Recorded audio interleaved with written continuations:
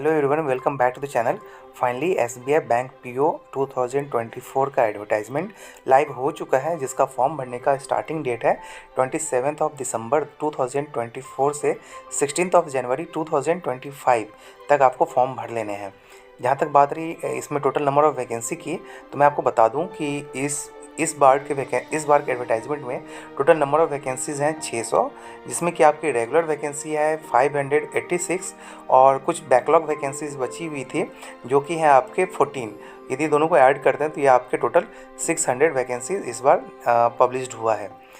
इसके बाद category wise आपको यहाँ दिया हुआ है जिसमें 586 में आपके एससी कम्युनिटी के लिए 87 सीट है, एसटी के लिए 43, ओबीसी के लिए 158, ईडब्ल्यूएस के लिए 58, यूआर जिसमें सारे लोग एलिजिबल होंगे उसके लिए है 240। तो कुल मिला के टोटल 586 सीटें हैं। पिछले बार के कंपेयर में थोड़ा कम है, खैर कोई नहीं, आपको जो भी है इसमें आपको फाइट करना पड़ेगा।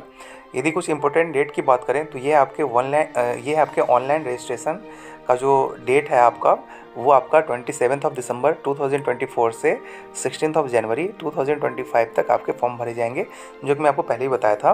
पेमेंट ऑफ एप्लीकेशन जो होगा वो आपका वही 27 दिसंबर से 16 जनवरी तक आपको भरने हैं। जो आपके प्रीलिम्स एग्जामिनेशन के कॉल लेटर को डाउनलोड करना है वो आपको 3rd या 4th वीक ऑफ फरवरी 2025 ऑनवर्ड से स्टार्ट हो जाएगा। जहाँ तक बात रही ऑनलाइन फेज़ 1 एग्जामिनेशन का, तो ये आपके 18 एंड 15 मार्च 2025 को कंडक्ट करवाया जाएगा। ये ऑनलाइन होंगे, कंप्यूटर बेस होता है। यदि बात करेंगे प्रीलिम्स का रिज़ल्ट का, तो ये आपके अप्रैल 2025 को पब्लिश हो जाएगा और फिर मेंस का जो कॉल लेटर है वो आपको 2nd week of April 2025 onward आपको डाउनलोड करने का ऑप्शन मिल जाएगा।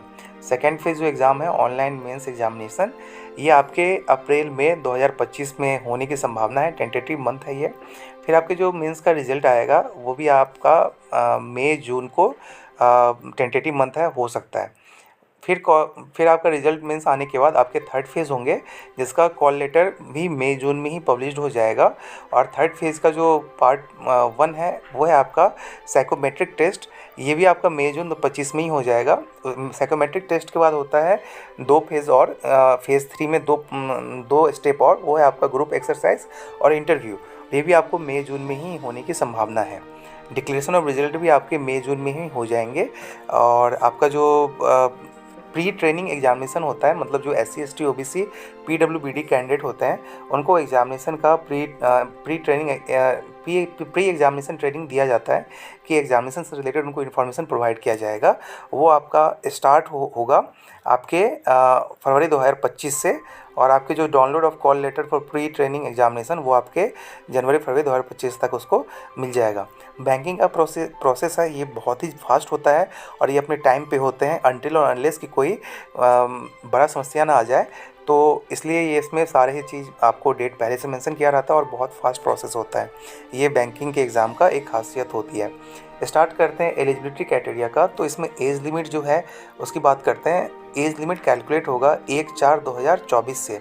इसमें कैंडिडेट 21 साल से कम नहीं होना चाहिए और 30 साल से ज़्यादा नहीं होना चाहिए। Means candidate in between 21 years to 30 years के बीच में होना चाहिए। लेकिन ये सिर्फ जो एज लिमिट है ये जनरल और EWS कैंडिडेट के लिए है, क्योंकि जो रिजर्व कैटेगरी के कैंडिडेट हैं उनको एज पर the government of India norms weightage relaxation मिलता है आपके कैटेगरी वाइज। जैसे मैं बात करूं OBC नॉन क्रीमी लेयर का, तो उनको उन कम्युनिटी के कैटेगरी को कैंडिडेट को आपको 3 इयर्स का रिलैक्सेशन मिलता है। SC ST कम्युनिटी के कैटेगरी को 5 इयर्स का मिलता है। यदि मैं बात करूँ PWBD personal and benchmark disability की, तो इसमें भी 3 कैटेगरी हो गया। PWBD के जो जनरल EWS कैंडिडेट है उनको 10 साल का मिलेगा, PWBD OBC कैंडिडेट को 13 साल का मिलेगा और PWBD SC ST कैंडिडेट को 15 साल का आपके एज रिलैक्सेशन मिलते हैं। फिर बैंकिंग के एग्ज़ाम में आपको एक्स सर्विसमैन और इन सबको मिलता है आपके एज रिलैक्सेशन, वो आपके 5 इयर्स का मिले हुए हैं। एसेंशियल एकेडमिक क्वालिफिकेशन की बात करें तो इसमें आपका नॉर्मली ग्रेजुएशन मांगता है और इसमें फाइनल ईयर या फाइनल सेमेस्टर के कैंडिडेट भी एलिजिबल हो सकते हैं। बस आपका जो ये सारे ही हैं ग्रेजुएशन एग्जामिनेशन है वो पास होना चाहिए आपके 30/4/25 से पहले या उस 30/4/25 तक। ठीक है। तो अपेयरिंग कैंडिडेट भी एलिजिबल हैं और आपके जो ग्रेजुएट हो चुके हैं वो सारे इसमें एलिजिबल होंगे। नेक्स्ट आते हैं आपके, इसमें कुछ इन्फॉर्मेशन दिया गया है कि बेंचमार्क डिसेबिलिटी को कैसे डिफाइन करते हैं, तो वो आप लोग इसको आपको देखना है यदि कोई इस कैटेगरी से बिलोंग करते हैं तो। नेक्स्ट आते हैं आपका, इसमें एग्जामिनेशन पैटर्न क्या है। तो जैसे मैंने बताया इसमें 3 फेज़ होता है, फेज़ 1, फेज़ 2, फेज़ 3। फेज़ 1 आपके प्रीलिम्स एग्जामिनेशन होंगे, जिसमें कि आपका इंग्लिश लैंग्वेज के 40 क्वेश्चन होंगे, क्वांटिटेटिव एप्टीट्यूड के 30 क्वेश्चन होंगे, रीजनिंग एबिलिटी के 30 क्वेश्चन होंगे।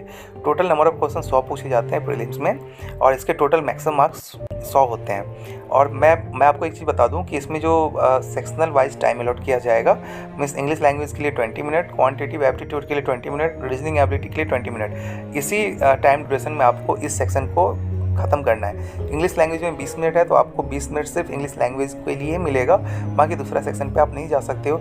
और ये 20 मिनट खत्म होने के बाद जिस सेक्शन पे आप, जैसे इंग्लिश लैंग्वेज है तो फिर वो दोबारा उस सेक्शन पे आप नहीं जा सकते। तो इसमें भी टाइम लिमिट एक्यूरेसी बहुत ज़्यादा ज़रूरी है, क्योंकि बैंकिंग का एग्ज़ाम है और ये SBI PO है, मीन्स बैंकिंग एस्पिरेंट का one of the dream job है। तो इसलिए इसमें कंपटीशन भी बहुत ज़्यादा होता है। सो आपको इसका टाइम मैनेजमेंट और एक्यूरेसी पे खास ध्यान रखना है। जो आपका ड्यूरेशन होगा ये टोटल 1 आवर का होता है प्रीलिम्स का। उसके बाद आपका इसका एग्ज़ाम प्रीलिम्स होने के बाद आपका सेकेंड फेज होता है। इसमें टोटल नंबर ऑफ सीट के 10 टाइम्स कैंडिडेट को मेंस के लिए बुलाया जाता है, मीन्स पेपर 2 के लिए बुलाया जाता है। पेपर 2 भी आपके MCQ बेस्ड ही होते हैं और ये भी कंप्यूटर बेस्ड एग्जामिनेशन होता है, ऑनलाइन एग्जामिनेशन होता है। फेज़ 2 मेंस एग्जामिनेशन में आपके जो सब्जेक्ट हैं वो है आपके रीजनिंग एंड कंप्यूटर एप्टीट्यूड, जिसमें 40 क्वेश्चन रहेंगे, मैक्सिमम मार्क्स 60 नंबर के होंगे। फिर डेटा एनालिसिस एंड इंटरप्रिटेशन, जिसमें आपके नंबर ऑफ क्वेश्चंस 30 रहेंगे और मैक्सिमम मार्क्स 60 रहेंगे। फिर general awareness, economy, banking knowledge में नंबर ऑफ क्वेश्चन 60 रहेंगे, मैक्सिमम मार्क्स 60 रहेगा। इंग्लिश लैंग्वेज की बात करें तो English language number of question 40 रहेगा, मैक्सिमम मार्क्स 20 रहेगा। टोटल यदि बात करें तो नंबर ऑफ क्वेश्चंस 170 क्वेश्चन आपके इसमें पूछे जाएंगे, जिसमें कि मैक्सिमम मार्क्स आपके 200 नंबर के होंगे। इसमें भी आपका ड्यूरेशन सेक्शनल वाइज दिया गया है, मतलब टाइम जो अलॉट किया गया है। टोटल तो आपके 3 घंटे का 3 आवर्स के पेपर होंगे, लेकिन रीजनिंग एंड कंप्यूटर एप्टीट्यूड के लिए 50 मिनट आपको टाइम अलॉट किया गया है। डेटा एनालिसिस इंटरप्रिटेशन के लिए 45 मिनट्स दिए गए हैं। जनरल अवेयरनेस, इकोनॉमी, बैंकिंग या बैंकिंग नॉलेज के लिए आपके 45 मिनट्स का टाइम दिया गया है। इंग्लिश लैंग्वेज की बात करें इसमें आपके 40 मिनट का टाइम अलॉट किया गया है। ये भी एग्ज़ाम आपके सेक्शनल टाइम अलॉट किया गया है एक सेक्शन के लिए, मीन्स इस जो टाइम आपको मिला गया है इसी के अंडर आपको इस सेक्शन को किसी भी हालत में कंप्लीट करना है। उसके बाद बात करते हैं डिस्क्रिप्टिव पेपर। आपके पेपर फेज़ 2 में ही होगा। ये आपके communication skill, email, reports, situation analysis and precise writing के लिए आपको बुलाया जाएगा, जो कि आपके डिस्क्रिप्टिव होंगे। इसमें मैक्सिमम मार्क्स होंगे 50 मार्क्स के, और ये आपको 30 मिनट में कंक्लूड करना है। टोटल जो ग्रैंड हो गया फेज़ 2 एग्जामिनेशन का, मेंस एग्जामिनेशन का, वो आपके 250 नंबर हो गए। अब इसके बाद फेज़ 2 के लिए आपको कॉल आएगा फेज़ 3 के लिए, फेज़ 3 एग्ज़ाम्स के लिए।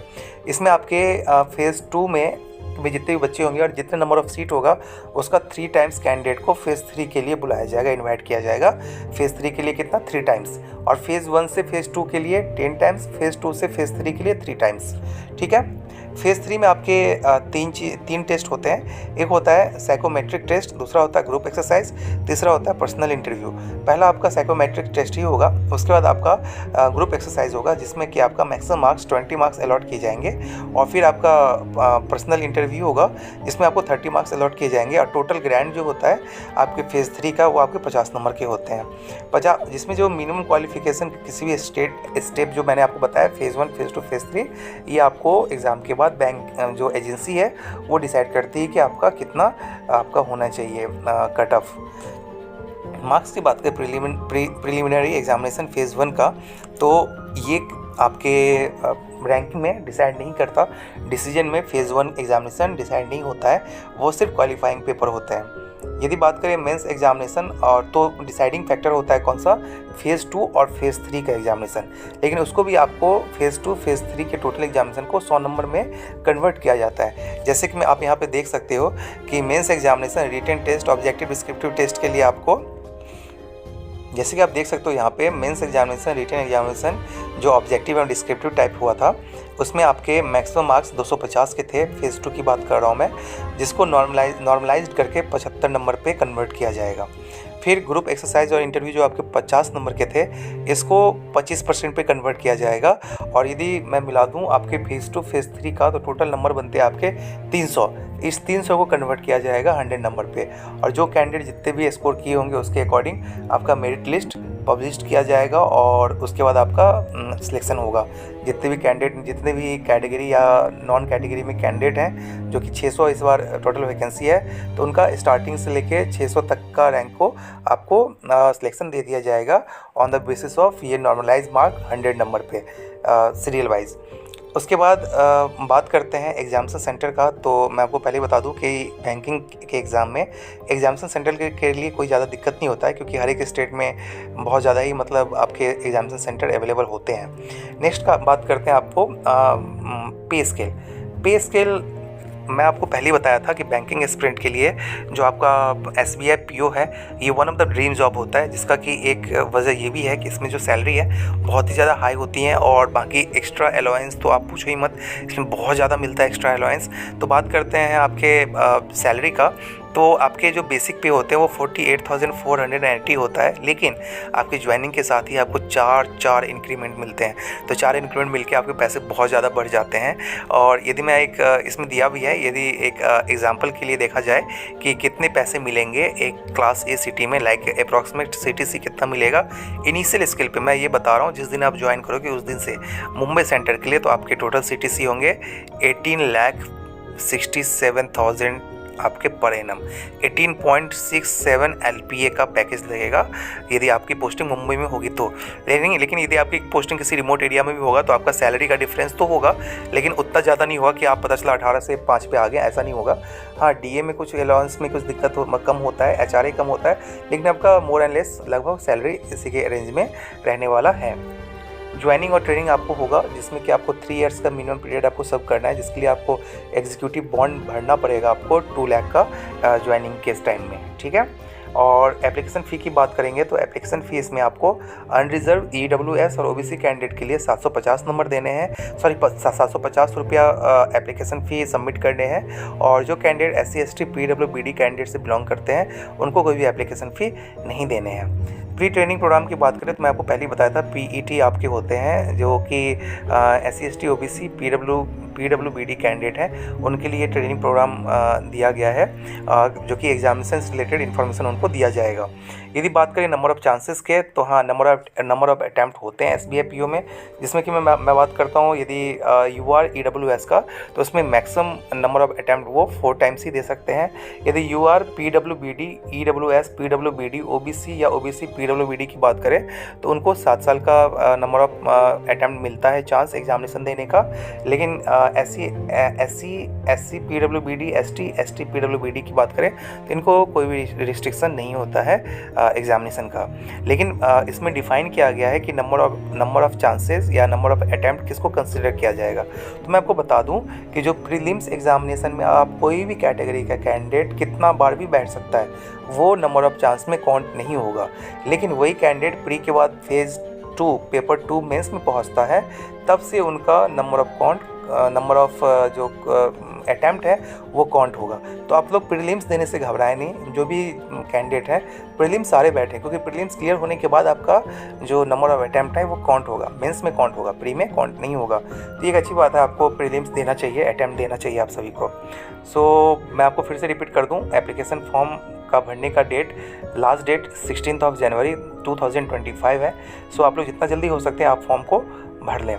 बाकी जब फॉर्म भरने का डेट ख़त्म हो जाएगा तो मैं आपको एक RTI के थ्रू ये मैं मंगवाने की कोशिश करूँगा कि नंबर ऑफ़ कैंडिडेट कितने एप्लीकेशन फॉर्म भरे हैं, जिससे कि आपको एक आइडिया लग जाएगा कि कंपटीशन लेवल क्या है। सो इस चैनल को सब्सक्राइब कर दें आप, इसी चैनल पे आपको वो इन्फॉर्मेशन में मिलता रहेगा। बाकी और भी इन्फॉर्मेशन के साथ मैं आपको हर एक दिन वीडियो लेके आऊँगा, जो कि बिल्कुल ही एक एस्पिरेंट के लिए डेडिकेटेड होगा। तब तक के लिए थैंक यू सो मच, अपना बहुत ज़्यादा ख्याल रखें और एग्ज़ाम्स के लिए बेस्ट ऑफ लक, मन लगा के पढ़ें। सी यू अगेन, बाय।